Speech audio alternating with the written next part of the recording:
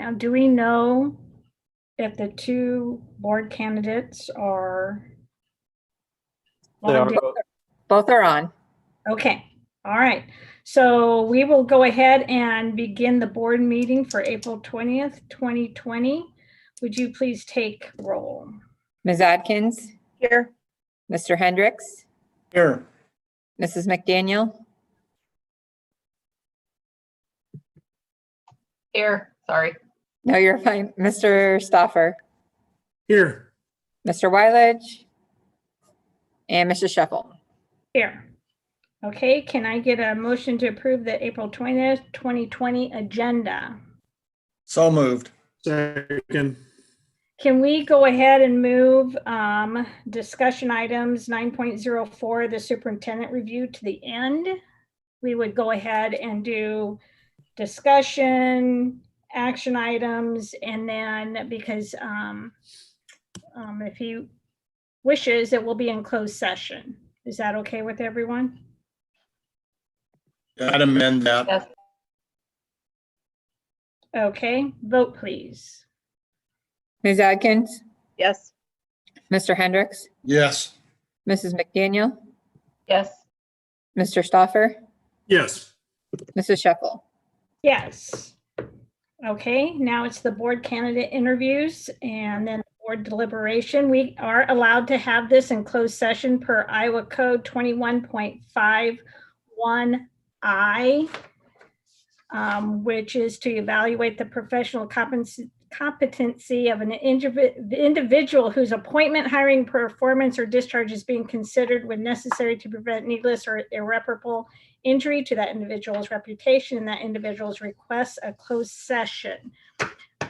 Do I need to ask them first if they would like to have it in closed session? Yes, please. Okay, so our candidates are Tim Wright. Would you like to have this in closed session? Yes, if we could, I would appreciate that. Okay, and then Travis Houston. Would you like to have this in closed session? If at all possible, yes. All right, so both candidates say that they would like this in closed session. How are we going to proceed with that then? So we'll have a motion to go into closed session. Josh is going to put us into a breakout room. He will put Tim in there with us to begin with. Once Tim is done, he will push the button to either exit or I can text Josh to have him go out, and then he will move Travis into the breakout session. So we'll stay in one closed session. Once Travis is done with his interview, Travis will leave that, and then it will just be the board members left in there. All right, So a motion to move into closed session. yes, that is what I need. So moved. Second. Okay, is there any discussion? I did get a text back from Daryl. He thought the meeting started at 5:30. So Okay. should he just be out of these interviews? I can bring him in when he gets here, Okay, or does he need to be here for the whole thing? I would It could argue go- that if he's going it to come could in be either midway and not way. hear everything, then he would need to abstain. Yes. Okay. Recommendation. okay. Test. All Okay, right. DK, you're back. So I have the motion and the second. Yes, You want me to call a vote? yes, please. Mr. Hendricks, Yes. Mrs. McDaniel, Yes. Mr. Stoffer, Yes. Ms. Atkins. Oh, and we lost her. Mrs. Shuffle. Yes. Can you get a thumb? Can she type a yes? She's completely off because that's what I was looking for. So I think she went off. So we shall see. Josh, if she comes back on, you can put her into our session, please. Okay. All right. You might have to choose it from here. Yeah. Just as a Okay. Can you all hear me now? Yes. Yes. Doreen, I was going to suggest, I apologize. Again, problems with my microphone. I don't know what it is. Dave maybe just hooked me up to solve it. I thought maybe we should go into closed session just for a few minutes prior to pulling I don't remember if it was Tim or Travis coming in first, but if we would maybe go in closed for a few minutes prior to pulling the first candidate in, just so the board has their bearing straight on the question process. Okay, If you agree, that is. that sounds fine. And Josh can go ahead and break us out. Okay. And then Andrea, would you be able to text him? Yes. Okay.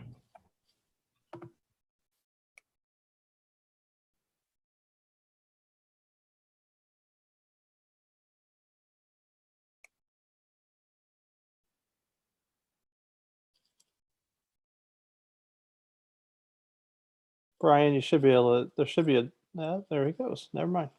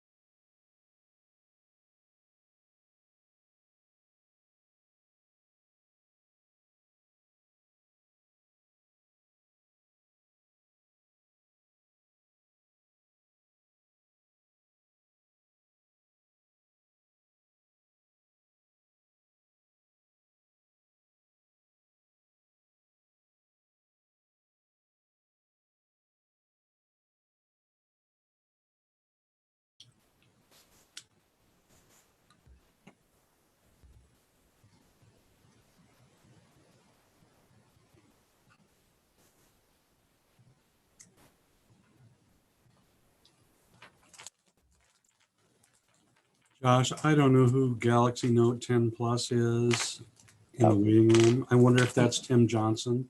No, that was Amy. Oh, it Oh. was. Yes. In the waiting room. Well, how did she? Yeah, she's already in. Okay. I wonder if she had joined by that before. Yeah, she probably did Oh, with that yep, same there she device. is. Oh, there she is again, connecting again. You'll have to push her to the room again. It should, Amy, you should have a button there that you can go into the breakout room. Oh, yep. Live join. Yep. There we go.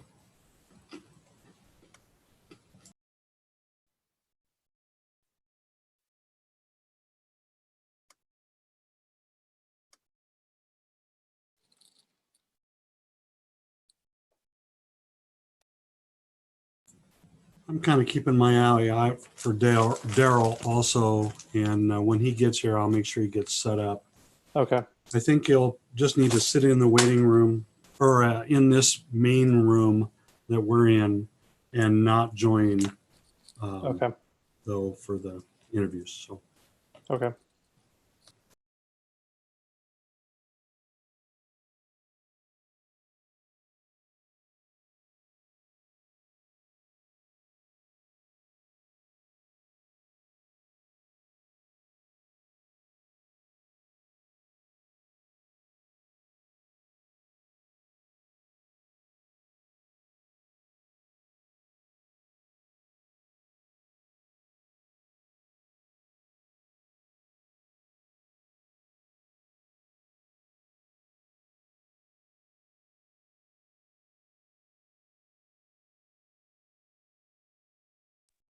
All right, Tim, I'm going to send you in.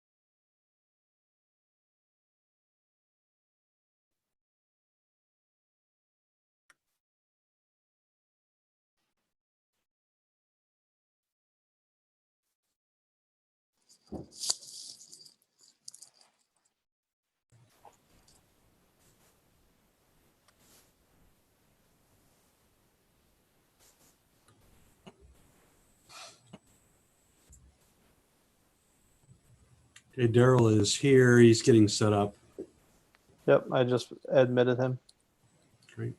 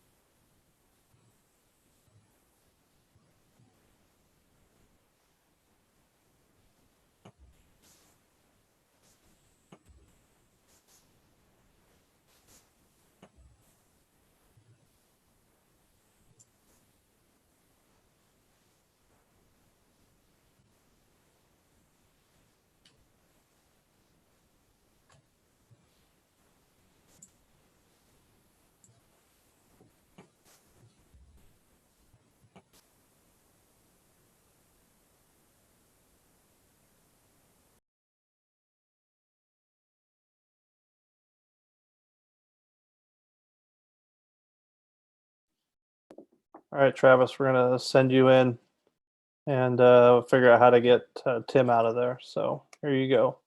Thank you.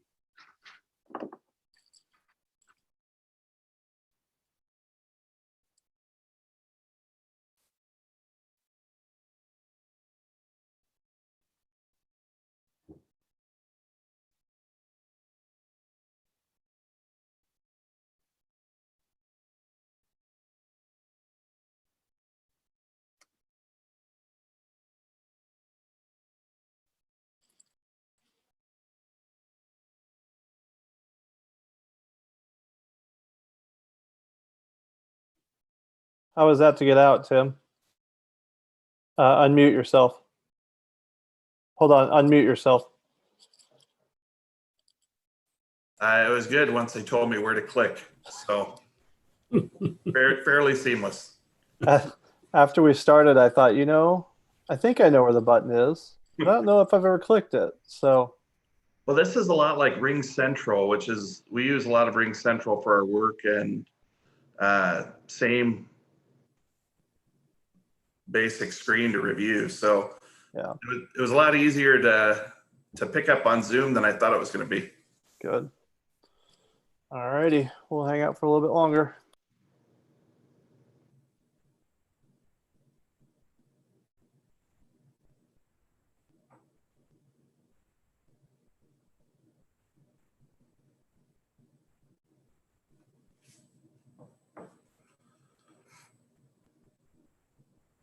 So you need me to stay on here or just disconnect and watch YouTube?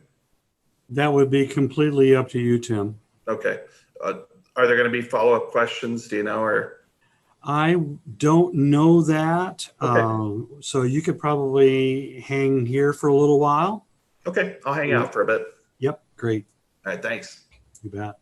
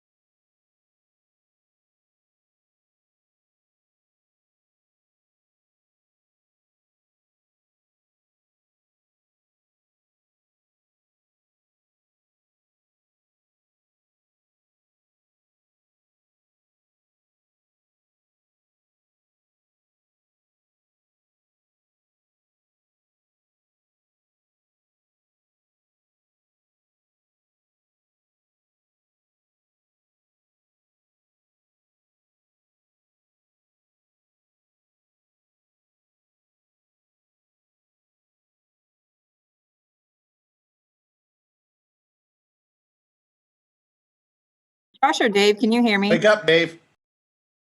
Yes. You can hear me?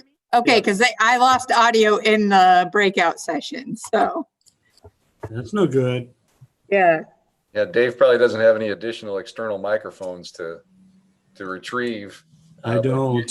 What was happening to you, Andrew, that's what's been happening on my last few. This is the first time it's happened to me, so. Hey, did you get Daryl in? Yes, he's here. Okay.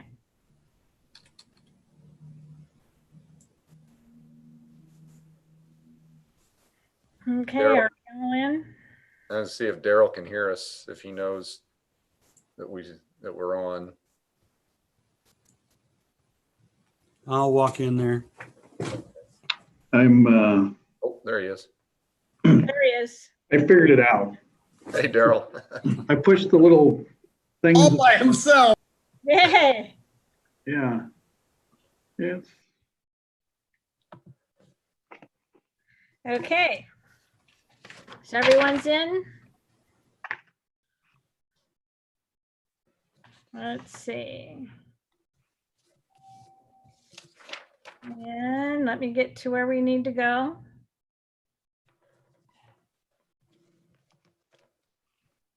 Okay, so we've had board kind of interviews. So now we are at the 2021-2022 school calendar hearing. So I'd like to bring that to order. Yes, so the board was provided a copy of the calendar. I know we had initially unintentionally left it out of the board book, but I shared that with you in your weekly update, in my weekly update on Friday. So as Dave pulls it up, I'm going to ask Dave to chime in and help as well. But as I mentioned to you, this is a bit of a departure from our past calendars, not significantly different in the way of, starting and finishing the year, but we got a lot of input.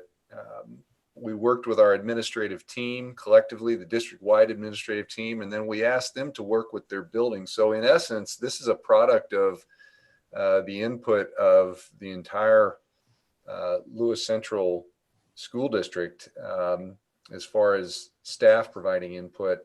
And I think some of the bigger things that we adjusted our days between trimesters. We pushed those to the end of the week instead of the middle of the week. There was a lot of concerns about that after living through that this year a few times. There was also interest in more of a spring break to break up that spring. That's what a spring break is, right? And additionally,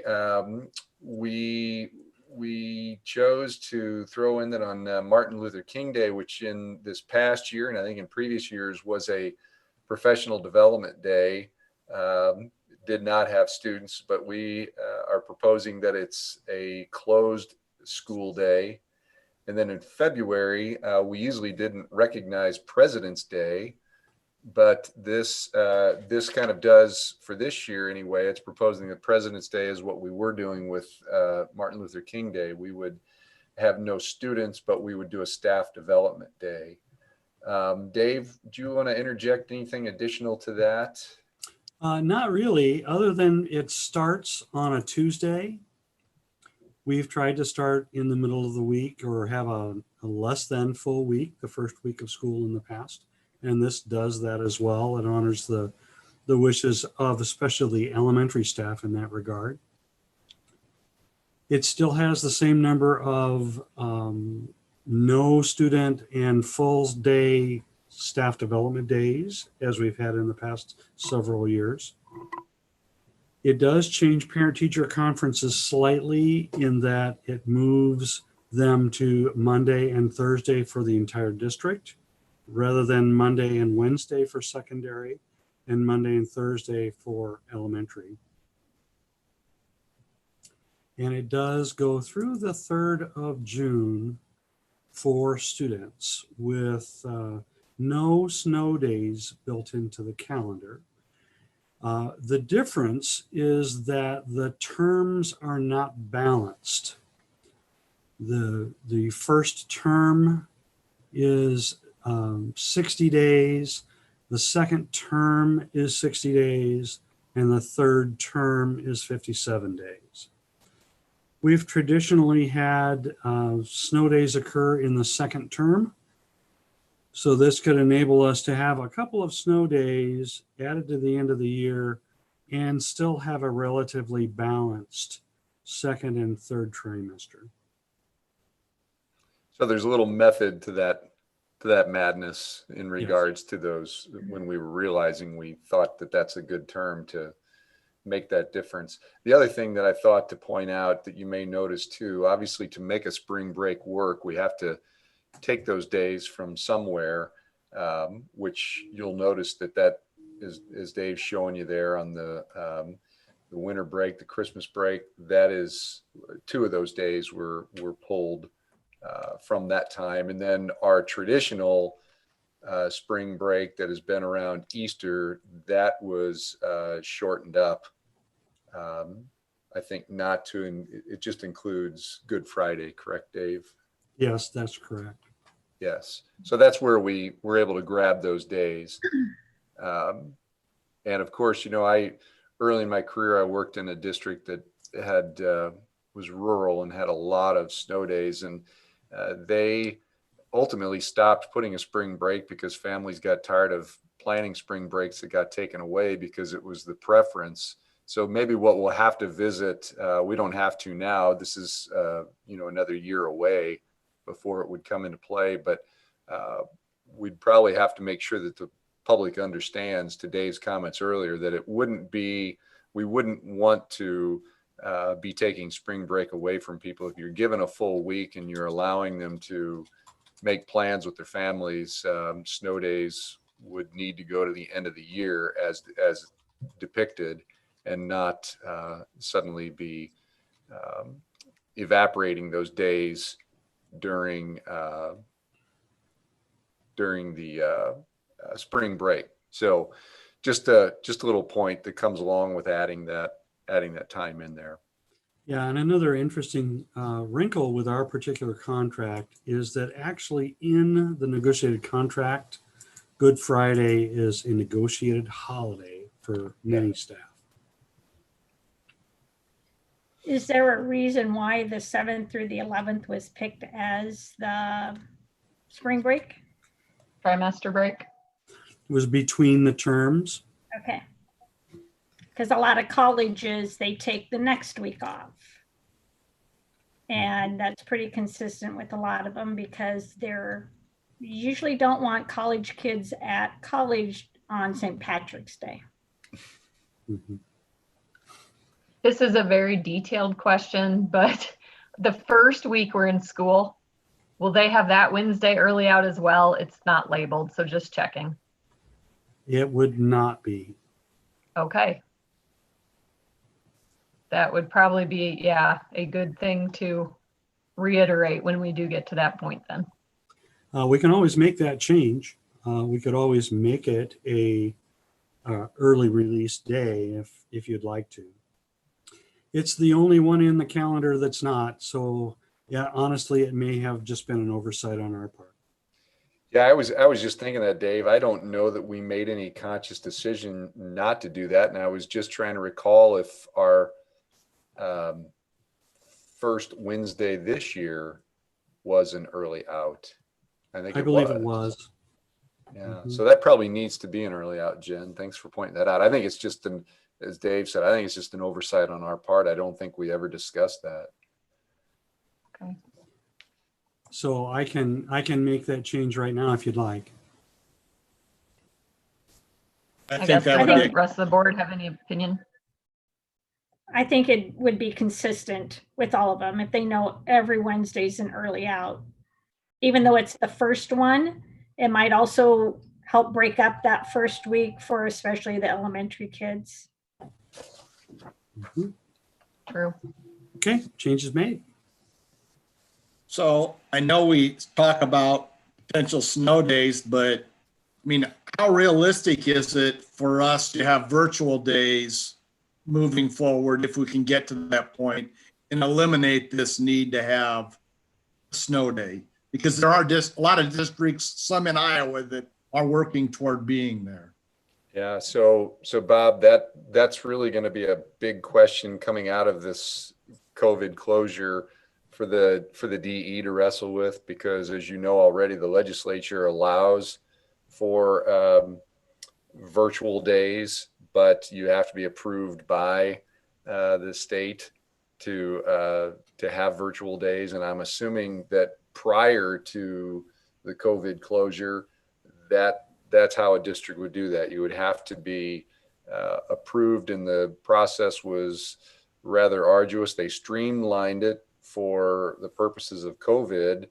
But as you know, I think 90+% of all schools in Iowa are staying voluntary because there really wasn't any in between. And what was defined for us was that our virtual school option needed to be equivalent in all ways to an in-session option. So we've pushed back on that a little bit collectively, both at the state and even locally and regionally with our AEAs.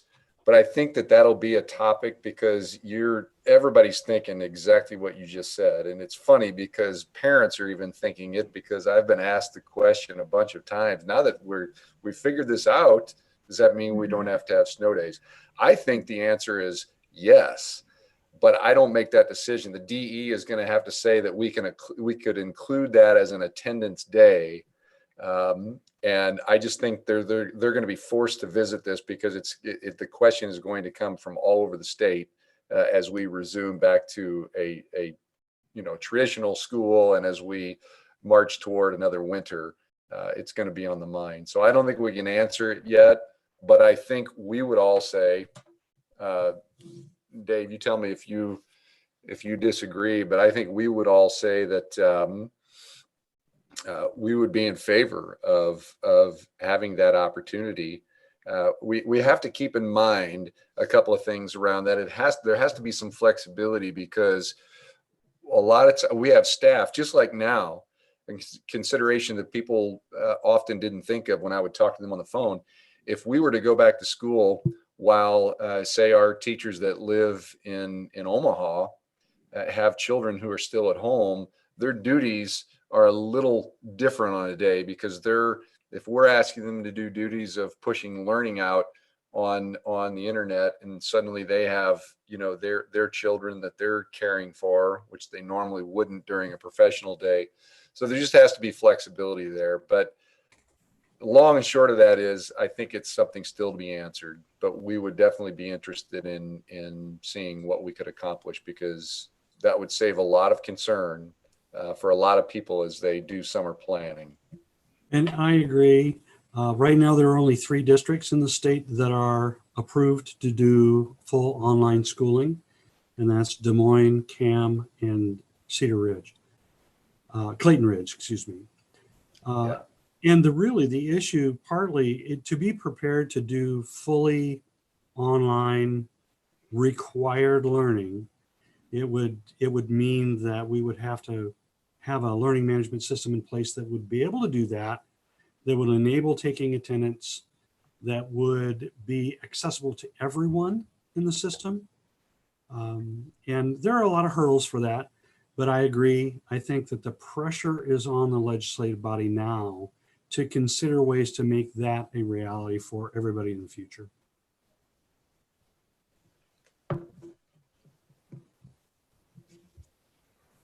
Okay, are there any other questions? Do we Yeah, have the any? only thing else, circling back on spring break, aligning that with the predominance of universities out there, that would be a very beneficial thing for people to be able to plan around. I get it where it falls against the trimesters and how it fits in there nicely. But I think that is something that we should look to in the future to try to get that aligned, because that would make, I'm sure, and given some of the comments, and even my own situation, that would sure make things a lot nicer for families. So I think the only problem there, isn't it true, correct me if I'm wrong, but don't Iowa and Iowa State even have 2 different weeks of spring break, or is everybody the same of the 3 large state schools? I know I went to a private they're- school in Iowa. We did not have the same spring break. Yeah, no, they are different. So And to just a little input from your superintendent, who has been in a district for a number of years that had spring break. Every year, because of multiple universities, you try to chase that, and you try to land, and it's really, really hard to to pick a week that is convenient for all families. And in the past, the plan has always been, in my travels, has been to try to pick a week that is the most appropriate. But sometimes when you can't win for losing, you're almost better to make it work for your students. That's our number one priority, is to take care of our kids. And I know that our teachers will, I think our students too, personally, for the most part, will really appreciate that aligning with the trimester. I Yeah. like the, go That ahead, makes Brian. sense. No, I was to say, yeah, it aligns very nicely with our calendar. That's why I said in the future, if we have the opportunity, it would be, Yeah. be something to definitely try to make work. Another I- piece that was brought up during the discussion, especially at the high school, by having it between the terms, we have an opportunity for kids who may have failed or come close to failing a course, Yeah. to have some intervention occur before the next term occurs. And I know that That's- was part of the conversation at the high school. That's an excellent point. And my other thought was, at all grade levels, it gives students that actual break, because there's no project looming or homework assignment, because you are actually taking it at a break between trimesters, which is nice too. Yep. Okay, any other questions?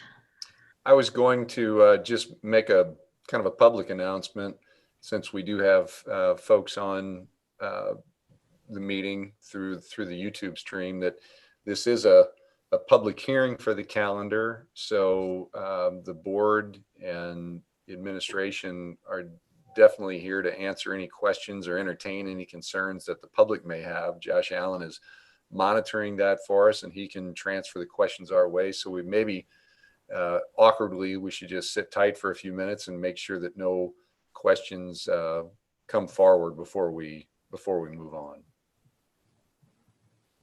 Just an FYI, Dr. Knost, I did put a reminder in there a few minutes ago during your guys' discussion, just to prompt any other Great. questions. So Okay, so you feel that it's been obvious to the participants that they can ask questions, and if we move on, we're not robbing anybody of their ability to ask anything? I believe so, and I'm fine with interrupting you as we continue on as well. Yeah, I was just going to say, given the fact that there might be a little bit of a lag for folks, I think we have to recognize that they may interrupt the rest of the session. Or they might have technology issues and they don't have sound, or they can't type, and you never know. Well, and to Mr. Stoffer's point, there is a delay between our conversations and what shows up on YouTube.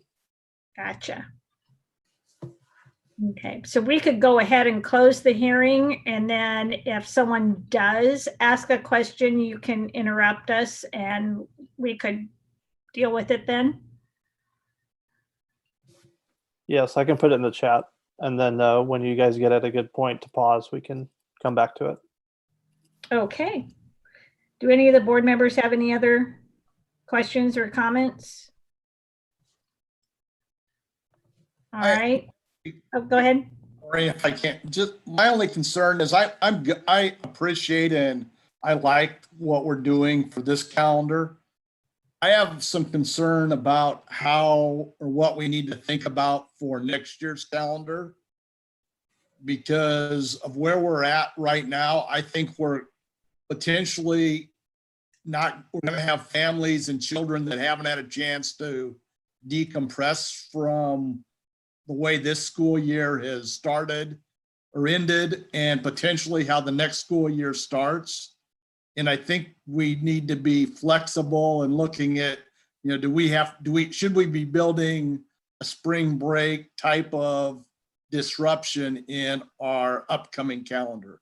I know it makes it a little bit harder, but I think we need to look at that to give our students a chance for that unwind. Yeah, Bob, let me just comment on that really quick. We had some discussion. This was such a favorable calendar by our staff. And let me be clear, I don't want to suggest that every single request was put into this calendar. There are some requests that were made that we couldn't make work, but these definitely hit the top flyers. And we know there's going to be a lot of good feelings toward this. So we anticipate there's already a couple of things. As I had mentioned, one of the first things about this calendar is how it better aligns our breaks between trimesters and pushing those to the end of a week on a Friday versus the Wednesday that they were on this year and the Wednesday that they're on next year. There was already a suggestion by a couple of the principals that some would like us to consider that adjustment for next year. I think your point is a good one. Next year is going to be a very interesting start and interesting year as we get back in. So what we have said, Dave and I just recently addressed this question when it came up, and what we have said is that we wanted to get through this approval because this was hanging out there and COVID kind of sidelined it. So we wanted to get through this approval. And then I think one of our orders of business in our upcoming work with our administrators will be to see if we do want to come back to the board and propose some potential adjustments to the next year calendar to consider the exact things that you mentioned, Bob. So it's on our minds. Great, I appreciate it. I would also add that the governor this year, through the COVID-19 waiver processes, she has actually waived the start date requirement for this next calendar year. And so that is one more reason to consider how do we best get after transitions for kids back into school, and then look at the whole calendar as a result.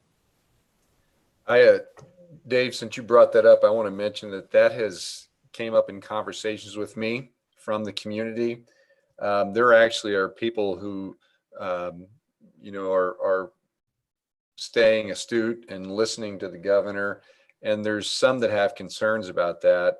Anna and I were discussing this today because it always amazes me. It's not unique to here. It's all over the place. There are a whole lot of families that look at the school calendar and they plan a vacation for the very week prior to school starting. Now, I would have never done that when my kids were young, and I still wouldn't do it because just the ability to shift gears from maybe being on a beach to starting the school year would be really, really difficult. But there's a whole lot of families that do that. So I think we have to, even with the governor doing that, I think there's a whole lot of families now that are concerned that schools are going to come in and say, okay, well, here's the way we're going to fix this. We're going to start early in August and do some kind of a catch up, so to speak, or just a better transition in. So we'll have to be very cognizant of families' plans that they may have, especially if by the end of the summer we're out of this thing and people can vacation openly, and there's going to be a whole lot of people that are pushing vacations to a point where they can get that done. So, but we'll be cognizant of that, and yes, I'm appreciative of Bob bringing that up because we have had that discussion. So that'll be on the agenda for us to explore some potential adjustments that obviously we won't do without board approval because the board approved the calendar for next year. So we'll bring some things back to you probably over the course of the next month. Okay, anyone else on the 21-22 calendar?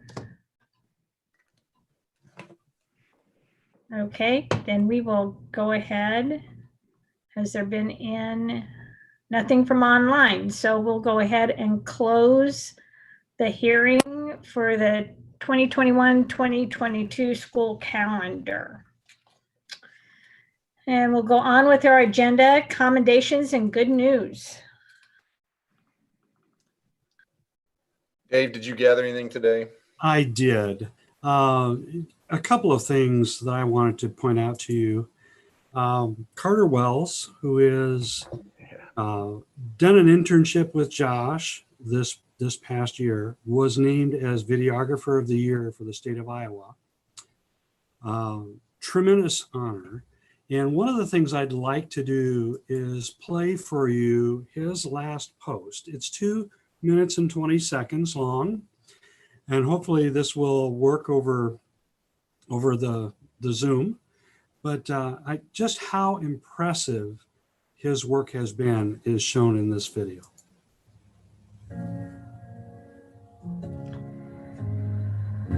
I'm really on the ropes this time.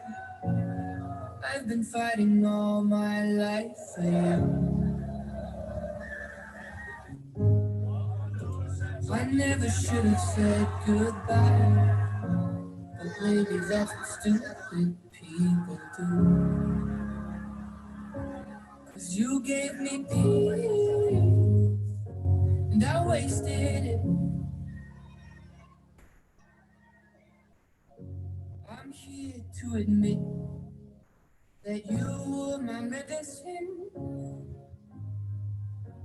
Oh, I couldn't quit. And I'm down on my knees again, asking for nothing. Thank you for the happiest year of my life. Thank you for the happiest year of my life.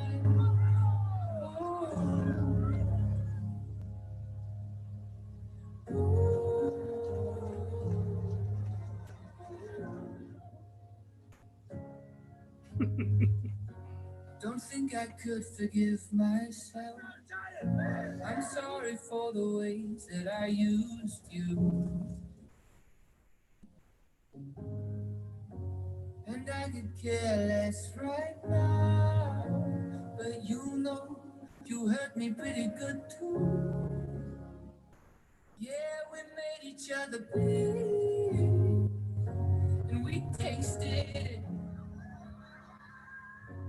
I'm here to admit that you were my medicine.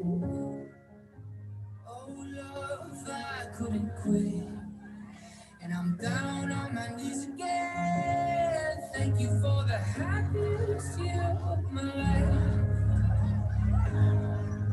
Oh, thank you for the happiest year of my life.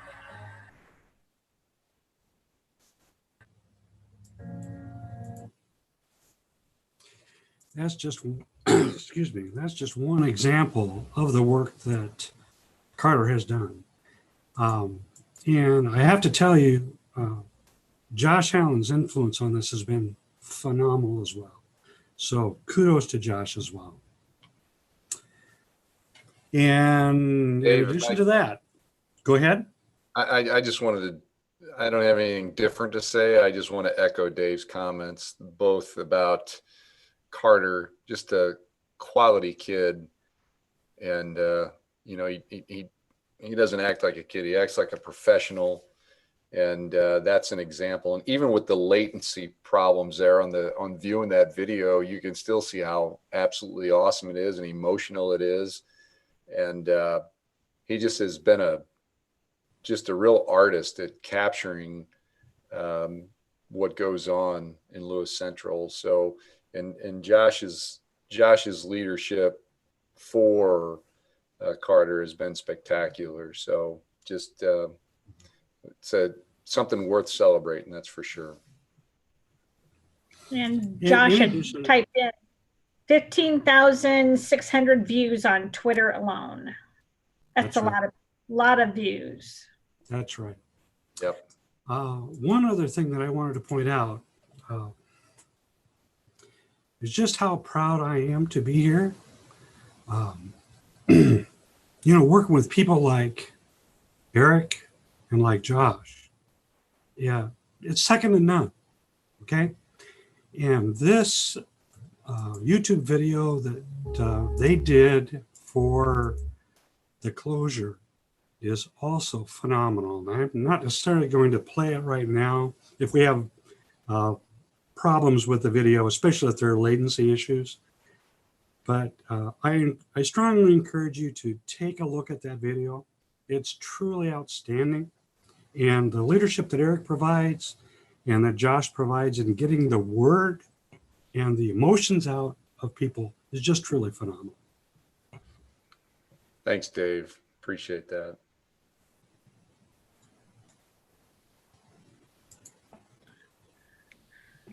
I'll just add congratulations again to Carter, and yes, Dave, to echo what you said, Dr. Knost and Josh, both of those videos on Friday didn't keep any tears from falling that were falling to begin with, but it was cathartic too to watch those. So thank you. Yeah. The one last thing that I'd like to share is a little bit more data about just how strong the reach is from our staff to our students. This is, and I'll refresh this screen once here for us so we have fresh data. This looks at what our data looks like in terms of number of meetings. And this is just for this past week. Number of minutes, usage by minute, or how many minutes we have. On the 17th, there was 28,000 minutes of contact between our staff and students. That's just tremendous. If you look at me, and this is just for this past week, okay, 172 active users, 492 in total. The active users are those that have Zoom accounts in Lewis Central, 431 different meetings. And another thing to look at is not just the reach, but who it is. You look at this top 10 users and numbers of meetings. There are two principals here. There is one high school teacher, and all of the rest of them are elementary staff. So our elementary staff are really stepping up in huge, huge ways as well. So I wanted to point out some great things, truly great things are happening for kids, even though we can't have them on campus.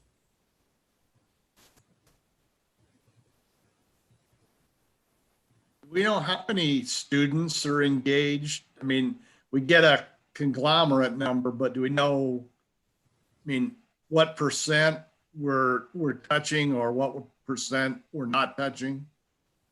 We've had we've had each principal of doing surveys, and unless there's something more up to date, Dave, that I don't know about, it's been kind of a mix. I mean, there's some surveys you look at and it can be as high as 80% if you're looking at individual teachers, and there's others that can be below 50% as far as the engagement piece.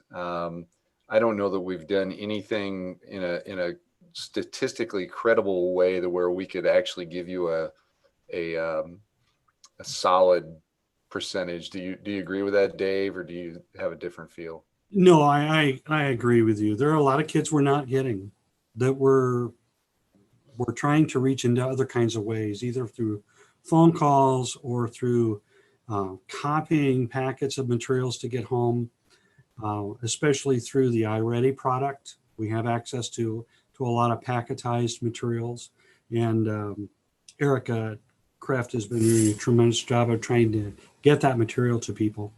This is just a little example of the 432 meetings that have been in this past week, and when they ended, how many participants there were in each one of them.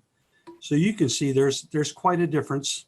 Some of these are IEP meetings. Some are staff meetings. Some are leadership team meetings. Some are administrative meetings.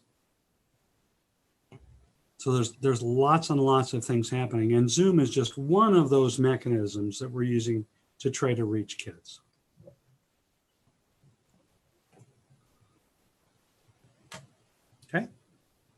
Yes, that is, anyone else have any comments or commendations or good news? Real quick, back on the Zoom and the stuff that we're doing to get material to the students. And I know that there's work being here. I just want to make sure that we are thinking this way, is we should do some kind of a survey of both parents and students around trying to find out what truly is effective, because given what happened here, we never know when we may be back in this again.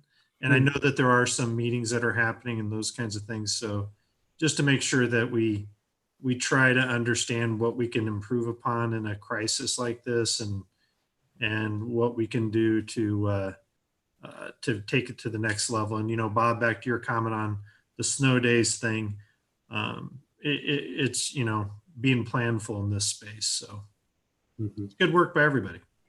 Yeah, and it's a great point. And I'm going to be talking to the cabinet when we do our weekly meeting tomorrow.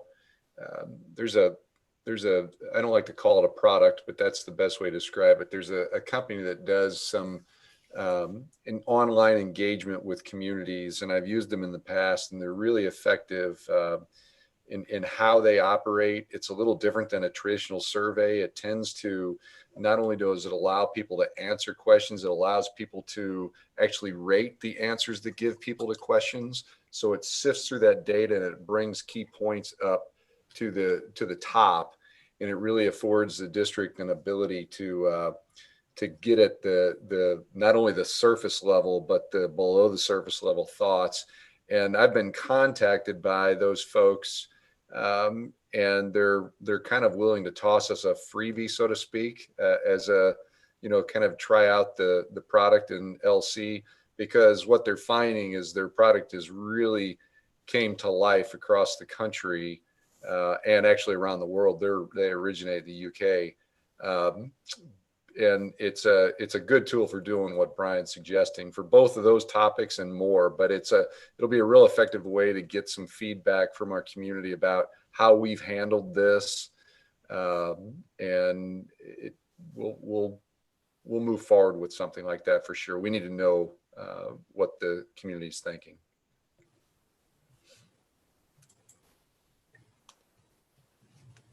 Okay. We'll go on to comments and suggestions. This is the portion of our meeting where anyone who is listening can address the board. And Josh has nothing from online. So if there's a delay and someone does come on, let us know. And we'll go on to consent agenda. Can I get a motion to approve? Make a motion to approve consent. Second. Any discussion? We have an updated personnel sheet. We do. The addition is the Titan Hill Associate Principal, Michelle Quist.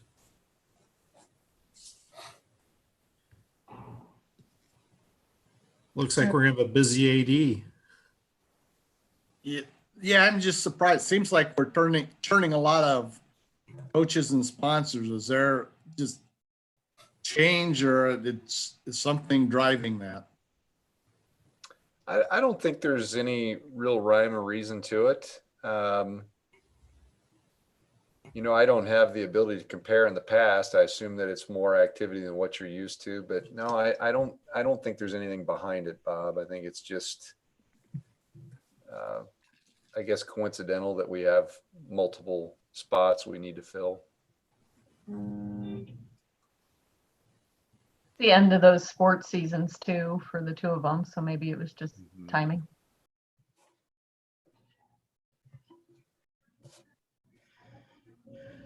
Okay. Any other discussion on consent agenda? Andrea, can you take the vote, please?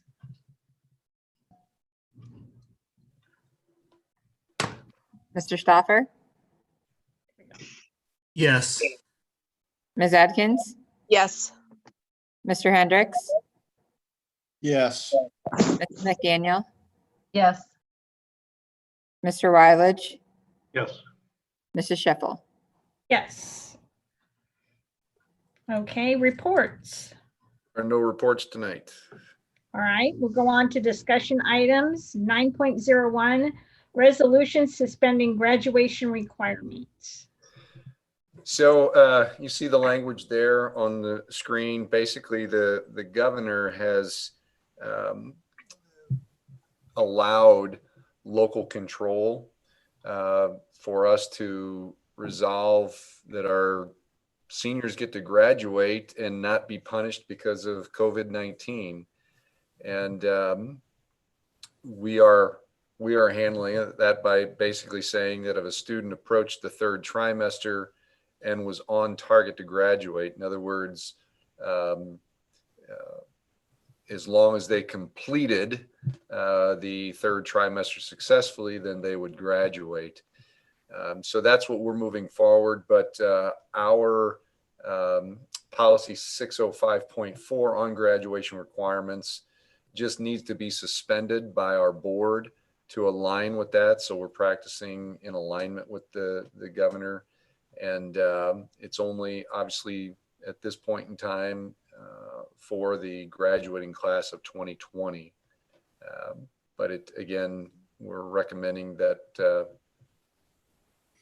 that wording as suggested for that resolution.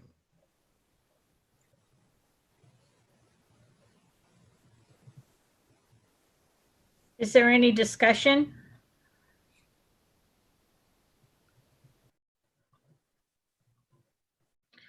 What about the students that weren't on target? Or is there, for example, they're missing one class? Right. Yeah, they'll have the traditional credit recovery options for them. But we clearly, it's not what the governor has done, has not created a situation where a student would not have been graduating regardless of COVID-19. So they'll be in the same situation they would be, where they'll have credit recovery options, and we'll work with them individually. Okay. Do any board members have any questions on this?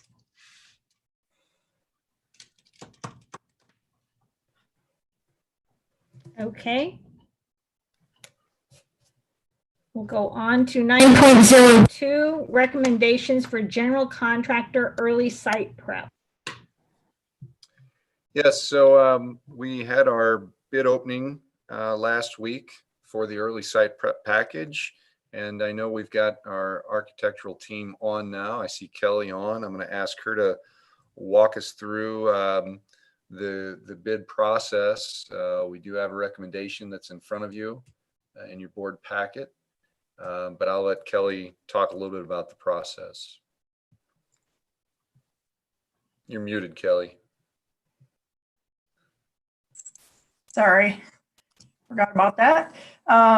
Do you have a copy of the bid results? There we go. So I will admit that in 36 years, I've never had two contractors tie for low bid before. There was quite a bit of interest in the project, which was really great. We got really good bids. And they were very competitive. One of them was a little bit out there, but the other five were really very close to each other. And so we did also we had no bid alternates. So we just had the base bid figure of, in this case, it was $586,000. We did take 7 different unit costs for a variety of things which may occur that are unknowns. I can just explain those real quickly. The unsatisfactory soil is if you find like a sinkhole or just some mushy, watery hole out there that was not detected by any one of the several soil borings that they took. And if we have to take some soil out that's unsuitable and replace it. Second one is if we find, for instance, an old foundation or a bunch of old bricks that were just knocked in and covered with dirt that nobody knew was there. The third one also has to do with soil substrate suitability, and this can help dry it out. That is the fly ash. They can put some of that in there to harden up the subgrade a little. The other one is just common earth excavation. If we need a little bit more dirt. The other one is the galvanized chain link fence that is going to surround the construction site. And this is, keep in mind, this is for both the operations center site and then also the high school for the early site prep. So we have 1,000 feet or more of chain link fence in the base bid. But if we start getting set up for the project, you guys decide, we really want to have this fenced off too, then it gives us a number whereby we can add some more fencing. The haul in approved soils from offsite, that's if we find that what we have is not suitable. And then the last one has to do with damage to existing roads. Asphalt roads that would have to be replaced.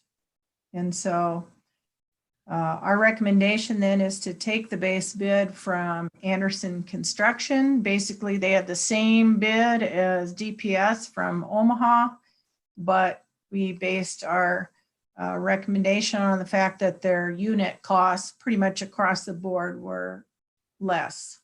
And in particular, the asphalt one. So that's the one we're most likely to use, so that we kind of focused on that. And so that's what we used to break the tie, essentially.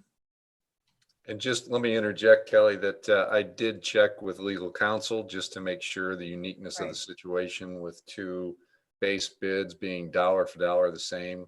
And we are perfectly well within our right, following our bid specs, and these unit costs were part of those bid specs, even though we hope to not dig into them, or at least dig into them much, but it was a legitimate way to make that decision from a legal perspective. Correct. And we did have the contractors all list who they were planning to use for their major subs. And we checked into the earthwork subcontractor for Anderson because it wasn't someone that I was familiar with, nor was Lampreneerson, but they have worked in the area pretty extensively. They did that large Echo Electric. They prepared all the building pad for that and surcharge. They did a hangar at the airport. So they've done some pretty substantial projects locally. So they're certainly qualified to do that. And so let's see. The other thing is that, and we'll get into that as we get into more of the budget discussion, but we would recommend, and I think that might have been in the original letter, that we're recommending that we still would like to carry 100,000 in the budget for that. I guess it wasn't in there, sorry. But to cover some of those potential unit costs. So even though the contract says 586, the unit costs actually go into the contract as well in case we need to draw on any of those during construction. So the number that you'll see us carry forward then in future budgeting is 800,000 for this, if that's acceptable to you. We were projecting, am I right, Kelly? We were pleased with these bids because we were projecting over $1 million. The engineer's estimate with contingencies. Now, keep in mind, once you get the bid, there's no contingency. That's why we're recommending keeping that 800,000. But the 800,000 would be comparable to the $1.106 million, which is what Lampreneerson's original estimate was with contingency.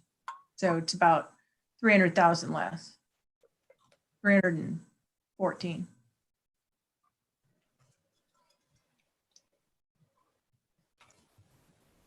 Anybody have questions on that, or?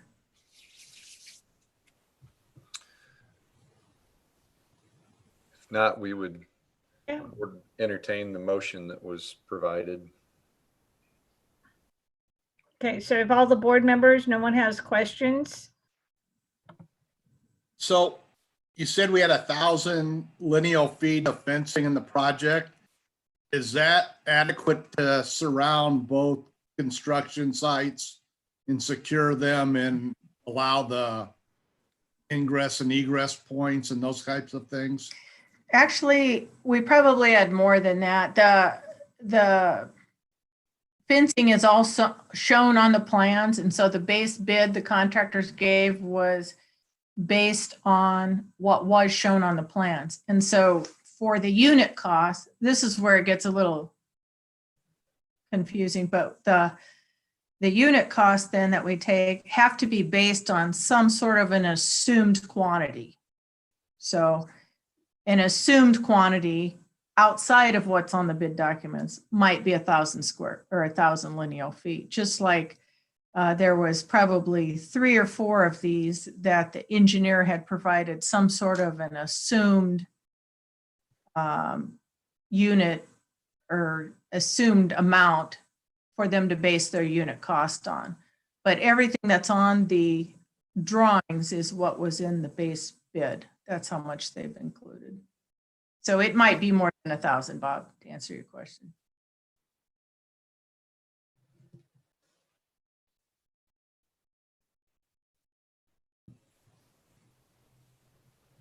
Does anyone have any other questions? In the ingress point to the operations center is not on any of our asphalt drive, correct? That's correct. They're building a temporary drive right next to the drive that goes out on the, I'll call it the southeast corner of the middle school there, that the one where it's about across from the gas station. So that will be fenced off there. Your current drive will be fenced off. And then the temporary access road will be just south of that, off of Harry Langdon. Okay, yeah, I walked that back drive and stuff last night, and I mean, it's, if we put any traffic of any weight on it, I mean, we might as well plan on, redoing the whole parking lot and that back drive, because it'll never hold up to that kind of traffic. Well, and some some of the pavement was going to be replaced in the building packages, both at the high school and at the op center.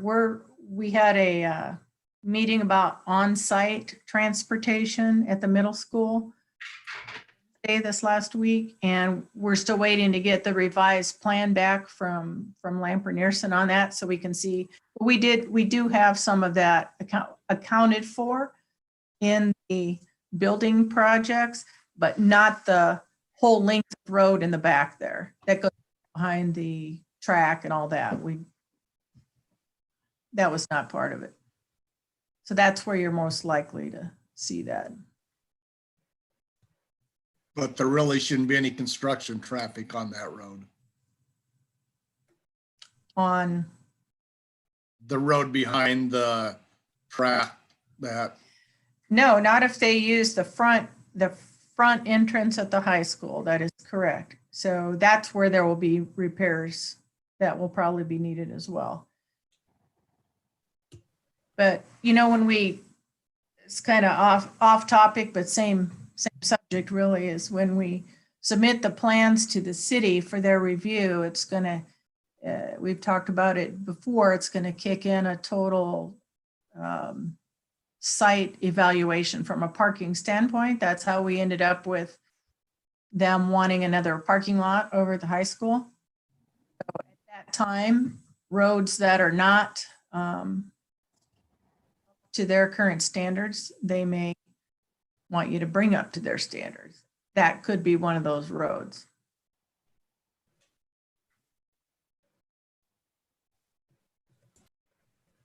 Well, it just has to be a hard surface road, correct? It can't be a It can't be a gravel road, and that was my understanding of what their requirement was gonna be. Can't be gravel, correct.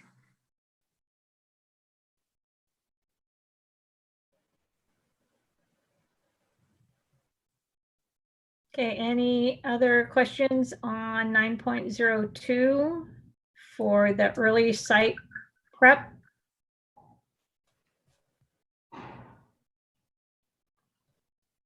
When do they anticipate starting construction? Do we know? We're hoping May 1st. If we get the contracts to them and they get their bonds and insurance back right away, which is, it's usually about a 10 to 14 day process. And then we have on-site work starting May 1st.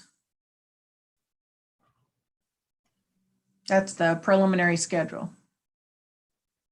And we would all prefer to be in session and our buildings filled with children, but when we try to find a silver lining in everything that goes on, it's always going to make us, definitely a superintendent, more comfortable when you start construction projects from the beginning and you don't have your buildings occupied. So traffic will be less of an issue, and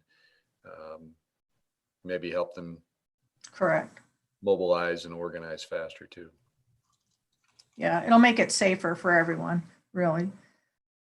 And then this on-site work is supposed to, you know, everything's dependent on weather, but it's supposed to conclude at the end of July.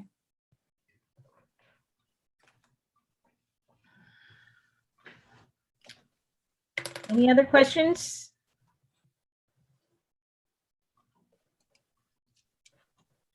Okay. We'll go on to 9.03, architect update on construction projects. I'll turn that back over to Yeah. Kelly as well. Okay. Did you need to act on the thing prior? No, that'll come under action. Okay. Okay.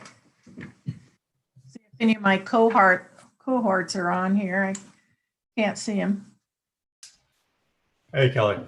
This is Oh, Will. there you are. This is Will Corcoran from BVH.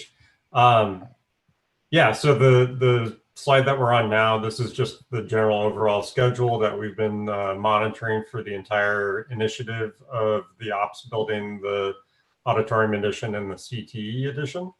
And yeah, so right now we are just wrapping up BD on the auditorium and CTE edition, and about concluding the SD phase of the ops building. And really, we'll move forward here shortly, and what you'll see is mainly focused on the auditorium edition and CTE. That's the project that I'm the project lead on. And you'll really see a lot of the results of a lot of feedback from a lot of great user group meetings that we've had since January, really since the last time we presented to the board. We had 3 different user group meetings. Gave us a chance to fly in our theater consultants for those meetings and get the entire staff, everyone from speech to music to drama to the CTE staff. And I know I'm leaving some people out, but we all spent a lot of hours together reviewing plans, going through every little minor detail about the layout of the spaces, and trying to get into the nuances of all of the operations of how this building needs to be put together in order to support the types of activities and events that everyone is intent on holding. So you could advance the slide. So this is just an updated floor plan. You can see the commons are on the right-hand side of the page. And so the entry from the commons into the lobby, we really worked with administration to make sure that we minimize the impact of that footprint as much as possible, to make sure that we weren't giving up a square foot, taking away a square foot from the lunch operations that need to take place there. And then you can see the main auditorium space is surrounded by the large box. And then outside of that, is a circulation corridor, which helps egress existing buildings, existing rooms on the bottom of the page, and then also provides it provides or it maintains continuity of the egress from the commons, in addition to providing the required egress from the auditorium space. Inside of the auditorium space is where the fruits of all those user groups really kind of come together. You can see that we've been working very hard to maintain not only 1,100 seats in the theater, but make sure that all of the seats have really great lines of sight, acoustic performance, acoustic qualities, and on top of that, have all of the ancillary activities that need to be there to support the activity. So a mixing station, a restroom in close proximity to the performance space, these wing walls, they call cheek walls, really you can see that those are full of access to a pretty extensive catwalk system that's off the page, the orchestra pit, and then all of the automated line sets, the theatrical lighting that's in there, all the acoustical wall coverings. So there's been a lot of feedback, a lot of collaboration that's gone into this. So then there's the kind of north-south running corridor that's on the backside of the stage.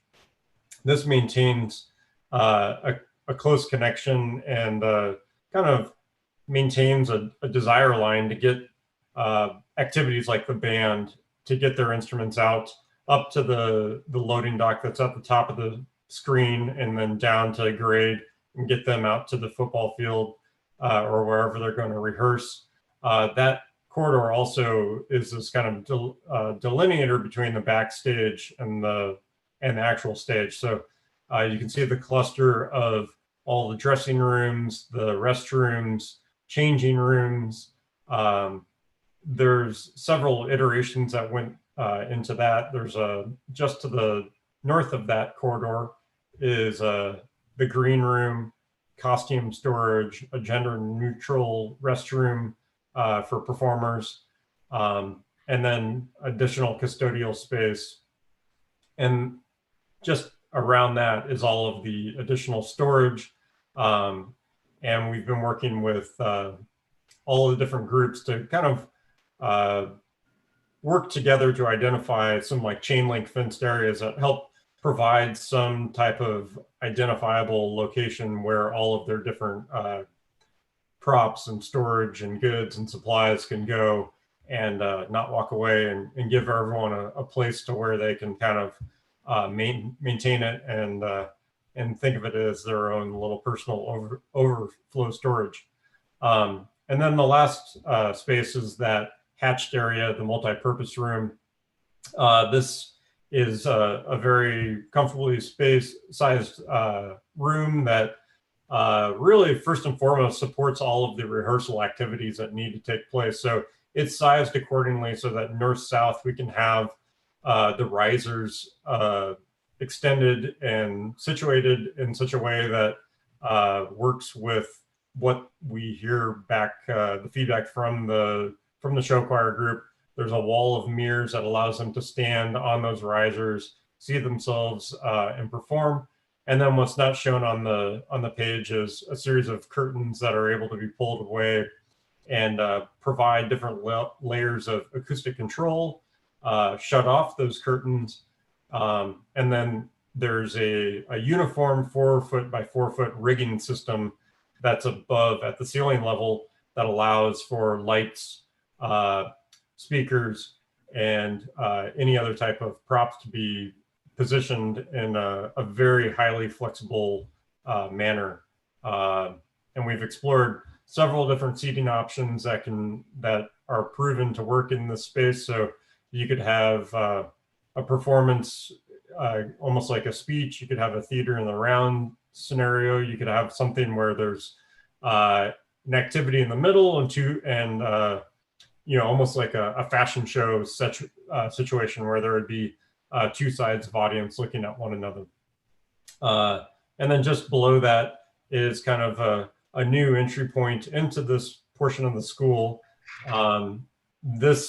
The main thing that we're trying to do there is provide a small breakout space from those performances that occur, be able to control access so that an activity could take place in that multi-purpose room on the weekend or in off hours and shut down the entire rest of the building, but still be able to provide an entry point, an exit point, bathrooms that support that space as if it could be, rented or taken, an event could take place, like I said, over the weekend or in off hours without people going into the rest of the school. And then just to the south of that is a new entry point. We did have, I think about 5.5 vertical feet that we had to make up there to get you from the stage elevation all the way down to grade. And so there's this kind of landscaped little area that surrounds and helps buffer a handicap accessible ramp and some stairs that bring you up to that little entry area. And if you go to the next page, this is just an enlarged view of a lot of everything that I was just covering. You could advance one more. This is at the CTE expansion. And so again, this was really bore the fruits of our labors of working with all the staff. You can see a provisional layout of equipment. This comes actually directly from the CTE staff. And then there's been some 16-foot wide garage doors that were added that help maintain a visibility, continuity of visibility all the way from the existing wood shop all the way down into the large prop storage. So there's some flexibility. We know that this square footage that's being built and some of the programs that are going to take place in there, we wanted to provide some flexibility so that the programs could mature and grow and adapt within the space over time and not be limited by the size of any one bay, but also just provide a more safe working environment. You have students working with power tools or whatnot. And so if you have limited staff, you want to be able to make sure that there's a visible connection everywhere. Then you can see at the top of the page, there's a paint booth with air compressor, paint storage, 2 restrooms, a custodian closet, and small tool storage. There's also an eye wash and a hazardous shower to rinse anything off that might come on there onto a student or a faculty member. And then in the lower corner, there's a maintenance garage that's been provided to allow for the maintenance facility to pull a truck in here with a snow plow, any other attachments. And then that's the 2 stairs that you see going off the page lead to a mezzanine. So that whole space from the scene shop to the west side of the building is all tall enough. I think it's 18 feet to the bottom of structure that allows for some very tall props to be stored, but also allows for head height at the mezzanine level to really double up storage ability. If you go to the next page. This is a rendering just pretty much from the overpass as you're coming towards the school. So we really wanted to take the opportunity that we had with the large volume that you see in the center of the tall. This is the fly loft, which in order to accommodate all of the operational requirements that we heard from the user group feedback, we needed to increase the height of that since we last met from 50 feet to about 68 feet. And so that also gave us a nice canvas to put a large Titan head on. If you go one more slide. Oh, sorry. I thought there was the night view after that, but you can see this is the loading dock. And then here's the view from the multi-purpose room the additional entry off the multi-purpose room. And now if you go one ahead, you'll see a nighttime view. So we were really getting a lot of feedback where, hey, this is an opportunity to almost turn this building into a beacon or into signage because it's so tall. And so we're using the precast. You can see this kind of like slight graining or lines on the precast, and we're actually exploring a form liner that gives it this kind of vertical raked appearance that will carry the light and allow the light to rake up it and help the whole building kind of glow from a distance. And then that Titan head is in silhouette. And we don't have an image of it shown here, but on the opposite side of that, facing the main entryway at Harry Langdon, is the words Lewis Central High School.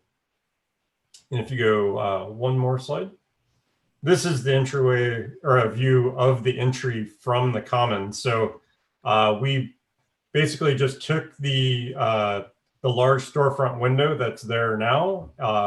You can imagine where there's the Wall of Fame and the vending machines and whatnot. So we've been working with the school to help curate all of that content and integrate it into the space. It's not quite shown right now, but basically we wanted to be able to give everyone this really wonderful view just beyond their, into this performing arts space to help hopefully capture the imagination of students and then, hopefully entice them to engage in these activities, but also just be a nice front door inside of the common space.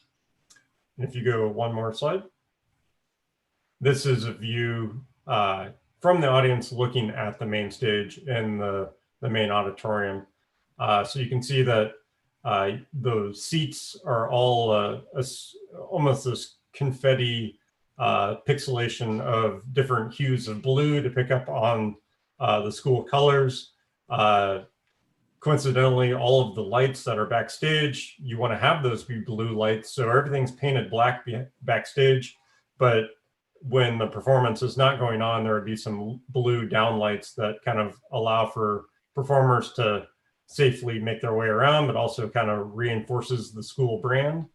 And then the walls are lined with a wood veneered panel with these kind of fun vertical LED slot lights. And if you go one more, really the only thing that's going to jump out, this is just a summarizing what Kelly just presented before this.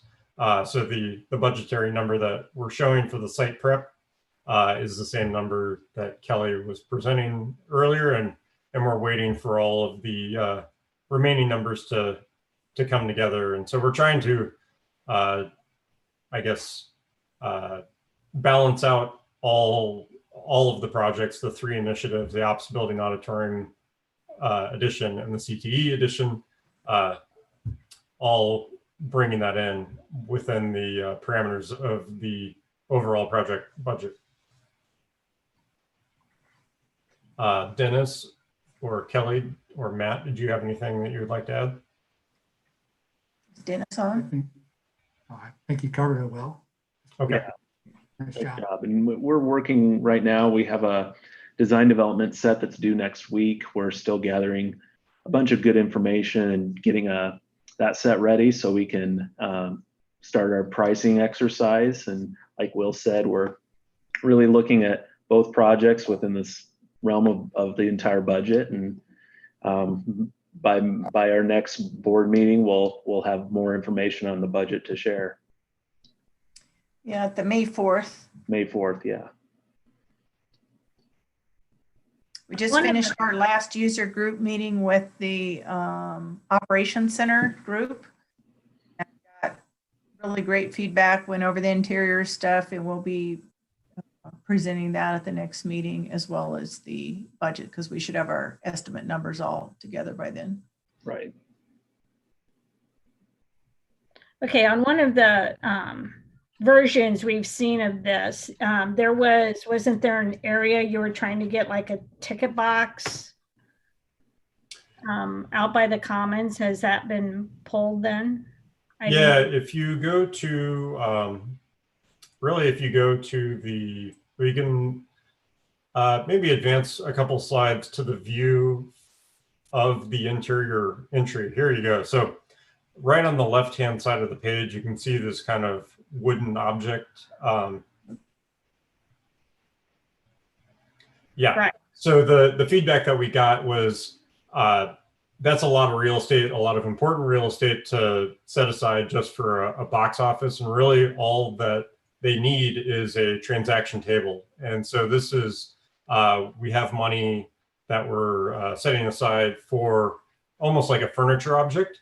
And then there's storage set aside within the auditorium where that can be housed. And so really, you know, a lot of the transactions are all occurring digitally, you know, with a swipe at an iPhone or a tablet and or cash. And so we really tried to minimize the footprint of that. And I think that the design really improved because we were able to eliminate this, what was becoming an obstacle visually from connecting the commons into the performing arts edition.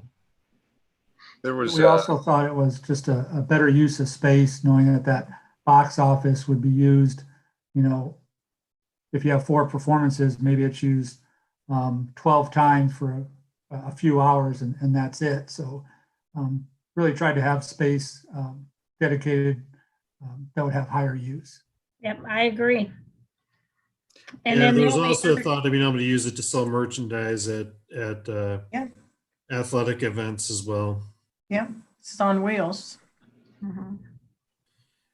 One of the things we talked about was if we have these sort of portable kiosks, also then they can take it back to the black box room if they're having an event back there that they need to sell tickets for or have entrance fees for, then they've got that for that point of sale point also.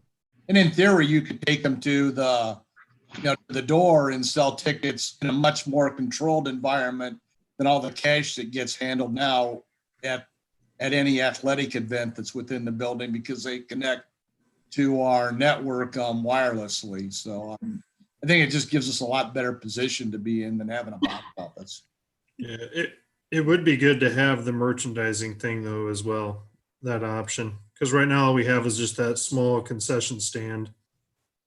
But if it doesn't work, it doesn't work. I understand. A question on the height. Is there any concerns from a zoning perspective that we're getting, I mean, 68 feet's a long ways up. Yeah, we will need to go for a variance. The limit was at 50 feet, which is the height that you previously saw. Yeah, we were trying to keep it there. Once we really engaged the user group and our theater consultants, we realized that was just that was not going to happen. I think the Pace Center is another performing arts center that's under construction in Council Bluffs, and we pretty much matched the height of that fly loft exactly.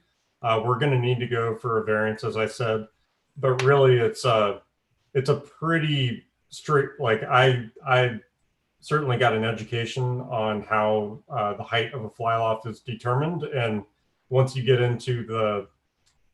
establish a height of the stage opening, the proscenium opening, that being 25 feet, which is what we needed to, you know, put on these performances, that kind of sets the height of the fly loft for you. It's essentially like 1.5 times the height of the proscenium opening. And so we've been working with our structural engineers and with our mechanical engineers and with the faculty to really keep that, you know, no taller than it needs to be. But, you know, this was something that we've already, a topic that we've already broached with the city, and they didn't seem to be concerned about it, other than the fact that there will just be an administrative variance that we need to go through. how tall, how does this size wise compare to the stage that we have right now? Because I mean, I don't view that this is, you know, in competition or needs to be similar in any way to the Pace Center. I just want to make sure that we're not overbuilding. Yeah, and you know, all I know is that we have, and Kelly, maybe you can speak to the existing facility more. But really, in order to have a proscenium opening, that's you want to have something that is 2 times as wide as it, or half as tall as it is wide. And so in order to get the number for performers on the stage that we want, see that 50-foot dimension right in the middle of the screen. Once that's established, we need to be 25 feet tall. And then once you want to have the curtain fly away from it completely and be able to have scenery up there, it needs to be about 35 feet taller than that, 37 feet taller than that. And so really it's not a, I guess the Pace was only a comparison, just only in height. I don't know the number of seats that are there. We have 1,100 seats here. It's really, from what we hear, it's on par with performing arts centers being built in the region, and our theater consultants consult on these all around the country, and and don't see that we're doing anything, I guess, you know, gratuitous in terms of the way that it's sized or programmed. A lot of the faculty have come from other parts of the country or other districts, and you know, we've been drawing to their expectation in terms of what they're accustomed to interacting with in other schools when they go for a competition or where they've taught before. Yeah, no, I appreciate that what we're trying to design to, especially with the size of the seating. I'm totally aligned with that. I'm just trying to get a gauge for how much bigger is this stage than the one we have today, just so I can get some perspective in my mind. Yeah. It's hard to get there just on these drawings. Yeah. Yeah, and I don't know that exactly. Somebody found it though. I can get you close. From last I heard, it is 10 feet wider than our current stage, and the proscenium is 5 feet taller. Our current proscenium is 20 feet. Okay, there, that gives me some perspective, because the numbers sound really big, so it's hard to kind of put it into a number in your head. I mean, don't quote me and, you know, plan measurements around that, but that's ballpark, because we had to order new signage for Clash this year, and we didn't want to order something that we couldn't use in 2 years when we moved to the new auditorium. So we double checked and ordered that fits the new auditorium, but used it this year, and we'll use it for the next couple of years. And those were the numbers that I was given. This is actually the middle school auditorium here. I don't know exactly how to tell you what that opening is. Yeah, because we were just doing finishes. Yeah. Finishes and new lighting. Yeah. And that was done in, I believe, 2015. Yeah. And to respond also, the Pace Center has 283 seats is all. Oh. Yeah, the seating is much smaller at the Pace, but they do have a fly loft. So that was the proportional thing that Will was talking about. Yep. Yeah, I'm very familiar with the Pace Center. I was just trying to get my head around the size of the staging. The only other question I have, and it sounds like you guys are talking with the right folks, is, you know, when I saw the storage in the back last time, it was pretty well open, and we've now cut it up quite a little bit. I just want to make sure that it still has good flow and there's still adequate true storage. I know that we have it in the design, or the whatever you want to call it, the wood shop and all that addition. I just want to make sure that we haven't cut up the storage so much where we've lost its capability for during production and then after. Yeah, and I guess a lot of the lines that you're seeing on the page there might be a little deceiving because those would be chain link fences, and so they would be demountable. But really, what the chain link does, it's like, say if you go to a storage facility or an apartment building or whatever, it gives you essentially more walls to put storage racks next to you, so it really increases the linear footage of shelving that you can have in there. And so the one thing that we will want to do is the hatched area that you see on the floor plan, that will be striped on the floor, so that we make sure nothing gets stored in the path of egress, and or in the path where, say, a scissor lift or something needs to be able to come through, and just keep it safe and clear of obstacles. I wanted to interject too in regards to how that's developed, and also back to the Brian's good question about how those numbers arrive, and Will, your description of how, you know, it's there's method to that arrival, but I think it's a good testimony of what a user group committee does for a project when you don't have a board in isolation and a superintendent, trying to work with architects and put these things together. Because the last thing we would want to do, we know from the use of our current middle school auditorium that it is not sufficient for so many things. We are so overcrowded. It's many of our productions, it's lacking in a lot of ways. And while we make it work, we know that our high school always intended to have an auditorium built. And the last thing we want to do is put something together that isn't ample for the needs that we now have, and as our district continues to grow. So I've just really been impressed with the user group committee, the kind of detail that they have brought forth, the expertise, and I think that's what's got us to this design that we're seeing. And there's a ton of detail in there, and I don't think anything has been left out of the conversation. I don't mean anything left out of adding. I don't mean it that way. I mean any detail left out that hasn't been considered and covered, all the way down to the earlier mention of the ticket booths, or the old concept of ticket booths. I was so impressed with how that conversation went, because as somebody mentioned, maybe it was Will, the concept of taking the real estate for that. And I cannot tell you how many schools I've been in my career where you end up seeing, they become storage spaces. They become things that are chock full of whatever. So the detail and planning here has been really, really impressive, and nothing's been arbitrary. It's all been very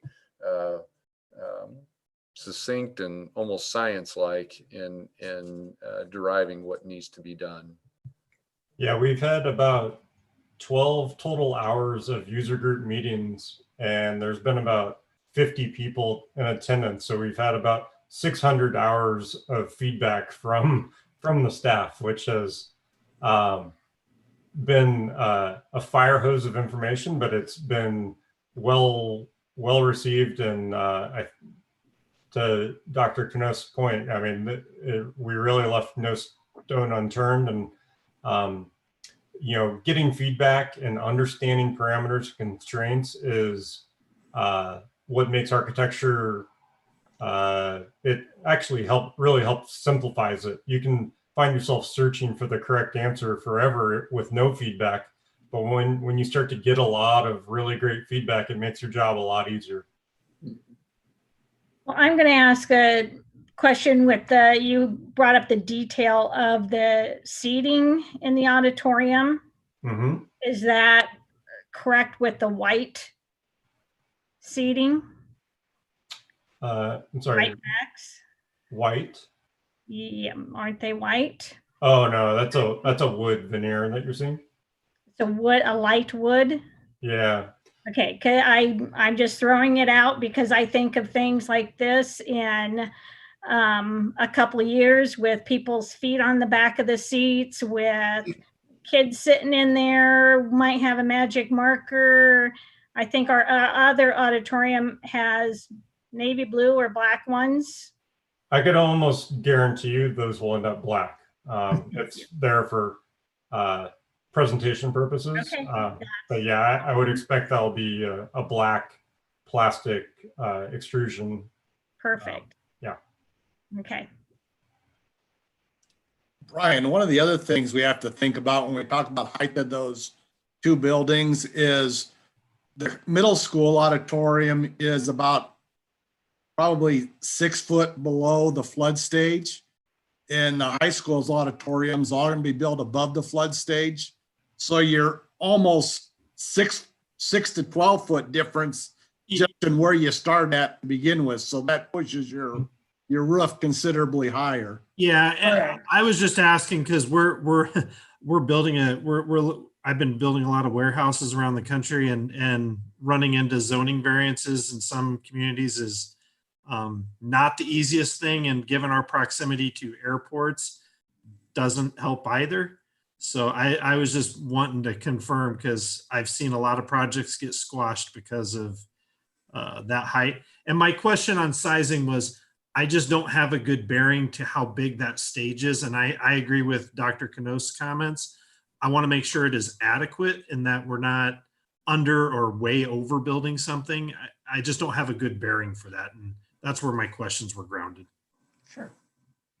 Yeah, I've been at all the user group meetings, and I feel real confident that the user groups were almost at some times too conservative in their outlook toward things. I mean, there were a couple times when we almost had to push them to say, oh no, we're not going to just get by with this. We want this, we're only going to do this once. Let's make sure we're getting what we need, not what you have to have, but what do you need to make sure that we're where we need to be 10 years from now or 15 years from now, not 2 years from now.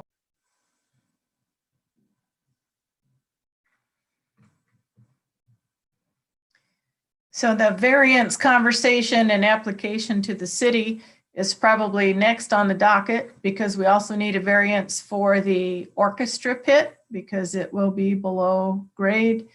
And we have to tell them how we're going to keep it dry, which there is going to be a permanent dewatering system below this addition. It's not just construction dewatering, but there will be permanent dewatering system. So hopefully that will help. And it's going to be built like a bathtub and waterproofed. And again, we're 6 feet higher, as you said, than what we have over at the middle school. So.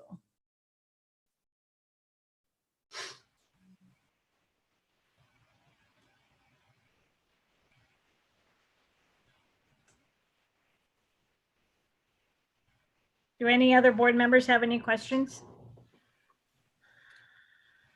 No. I do want to comment just something that I've said in the user group, that if you think about that picture right there, that's what everyone would refer to as the back of our building. But what I so appreciate about this design is the identity that it gives our high school campus from approaching the Council Bluffs area. I don't know if I can say it as well as I think it in my head and my heart, but when you drive in from south, say coming up 29, it's kind of neat that right when you hit the Council Bluffs area, this establishes where our school district is located, a big part of our school district, and it really creates some identity. And I'm just really impressed with, there's some simplicity to what's done there, but with lighting, it just, I think, really brings some attention to our school district. Or otherwise, if you're looking around when you're driving in, you can see that there's a campus over there and stadium lights, but this really gives some identity to, I think, to Lewis Central.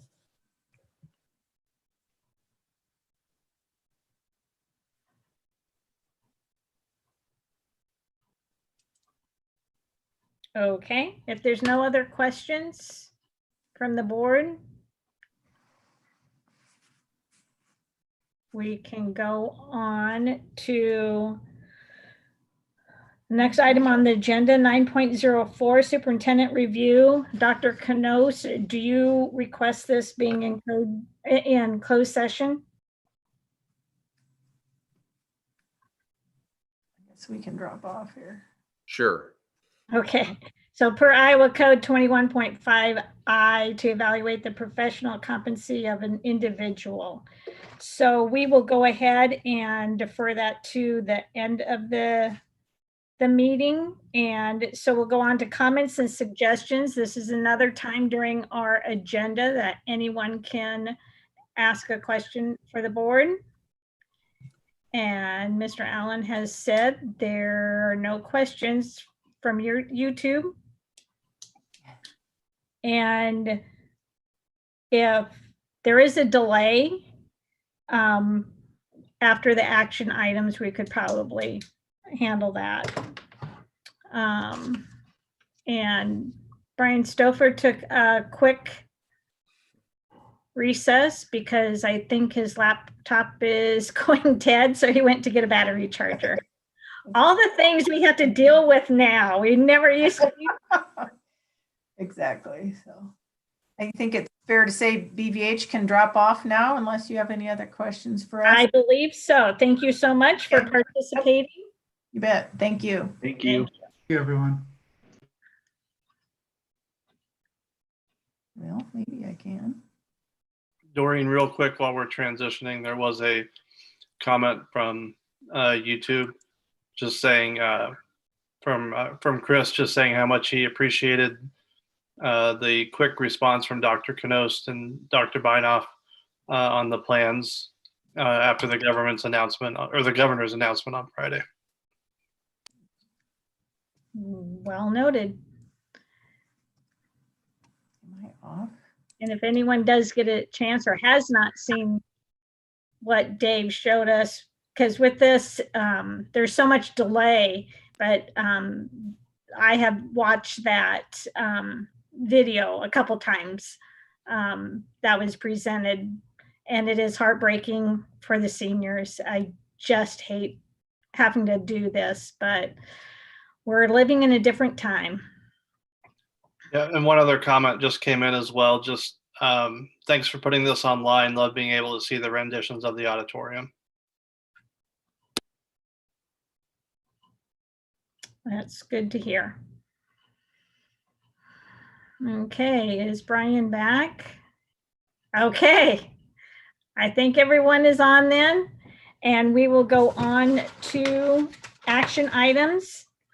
11.01, resolution suspending graduation requirements. Can I get a motion, please? Madam Chairman, Mr. Hendricks. I'd like to make a motion the board approve the resolution that we provided pertaining to the COVID-19 school closure, which temporarily suspends our graduation requirements and permits graduation for any 2020 senior who is on track to graduate prior to this year's third trimester. Second. Give it to Jen. Did you get that second? Any discussion?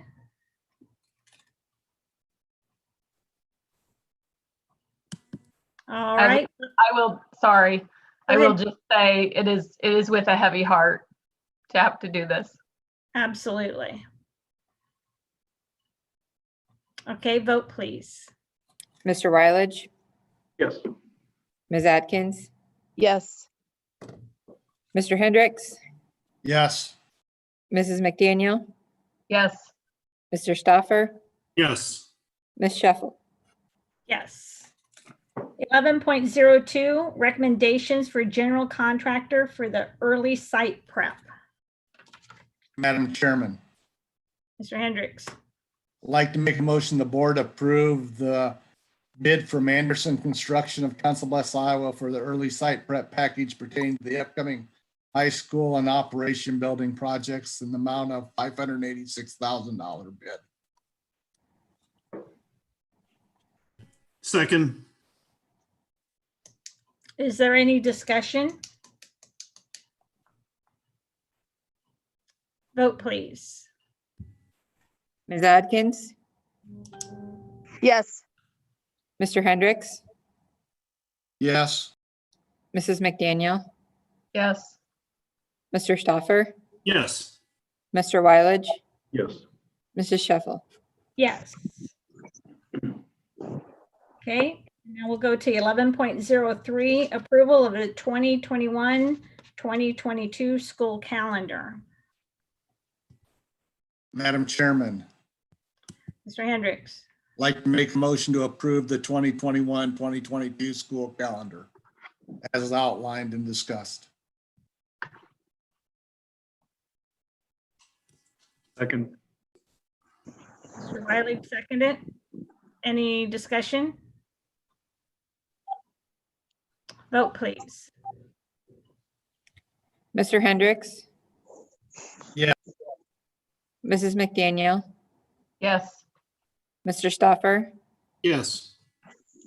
Mr. Wylage, Yes. Ms. Atkins, Yes. Mrs. Sheffel. Yes.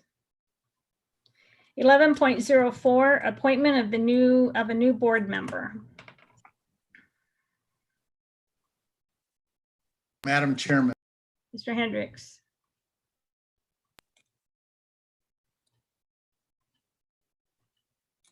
Bob, you're muted.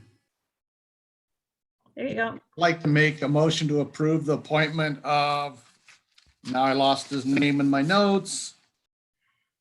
One second. Extended drum roll. Yeah.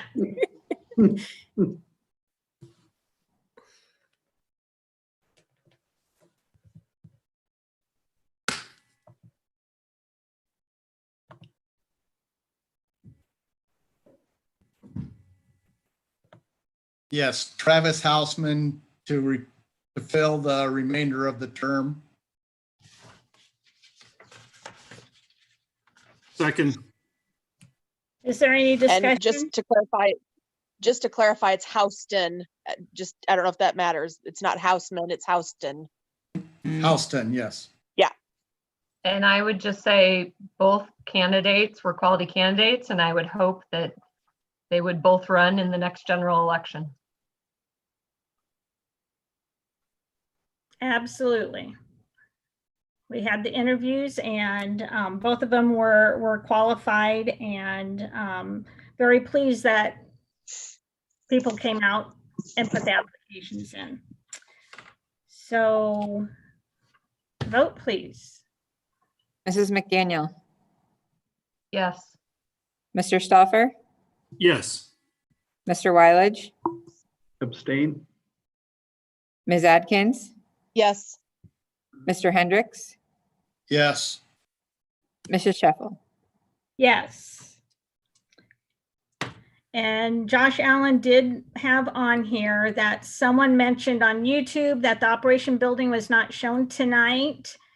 And I know we had looked at it at the previous meeting, but will that bring, Dr. Knost, will they bring that to us the next board meeting? Yeah, I believe so. I think just so the viewer participant who said that, we probably should have explained that there has been the auditorium project detail has been in process a little longer, so they're really down to some extreme fine detail that will be forthcoming with the operations building. There have been some updates in the past, but they're getting down in the nitty gritty now on operations building too, and they'll be talking to the board about obviously construction routes and planning and such. So more to come on that, but we appreciate someone bringing that to our attention so we could explain it. Right. Well, Kelly from BVH did touch on that. And so that's why I wanted to clarify that also. And so that would be our next regular board meeting, which is May 4th. Yes, ma'am. And so with that, we are going to go back to 9.04 for the superintendent review, and that will be in closed session. And so once we get out of that closed session, we will be adjourning. So if people don't want to stay on waiting for us to say we're adjourned, they could probably go ahead and get out now. but I will need a vote, a motion to go into closed session per Iowa Code 21.5I. So moved. Second. Any discussion? Vote, please. Mr. Stoffer, Yes. Mr. Wyledge, Yes. Ms. Atkins, Yes. Mr. Hendricks, Yes. Mrs. McDaniel, Yes. Mrs. Sheffel. Yes. Okay. My batteries went dead on the recorder at the end of the last closed session. I am sprinting to go grab some. I will be back while you guys are in the breakout session. Okay, clock starts now.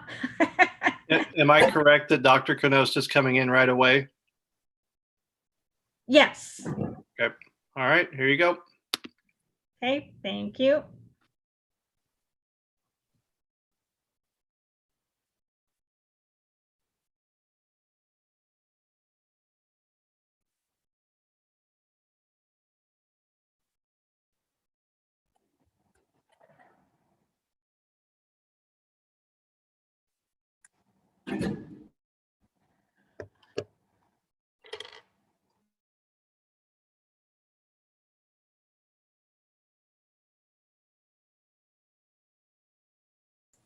That's just you, me, Josh. I'm going to take off, but I'm going to leave my screen up. Okay, I was actually just going to message you that. Yeah. So I'll just leave this up on this, screen. And there you go. Okay, sounds good. Thank you. I'm going to go have some supper. All right. Bye. Bye.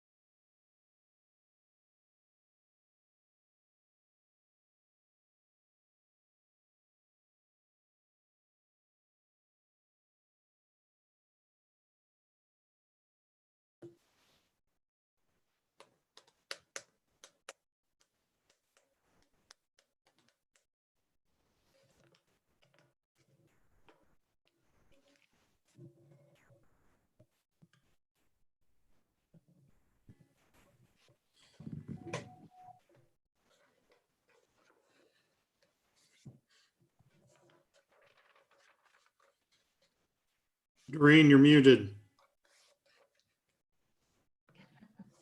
Okay, I don't know if Daryl's left. I don't see him on here. I have So- shut down the room, so they should be back shortly if they're not There here. he is. Okay. So if there's nothing else, our next meeting will be May 4th, probably in the same format. And so can I get a motion to adjourn? So moved. Second. All in favor, say aye. Aye. Aye. Unmute yourself and say aye. Hi. Bye. Aye. Yeah, thumbs up will work too. Anything else? We're out of here. Stay safe, everyone. Yep, you too. Stay healthy. Wash your hands. Bye, everybody. Wear a mask. Bye.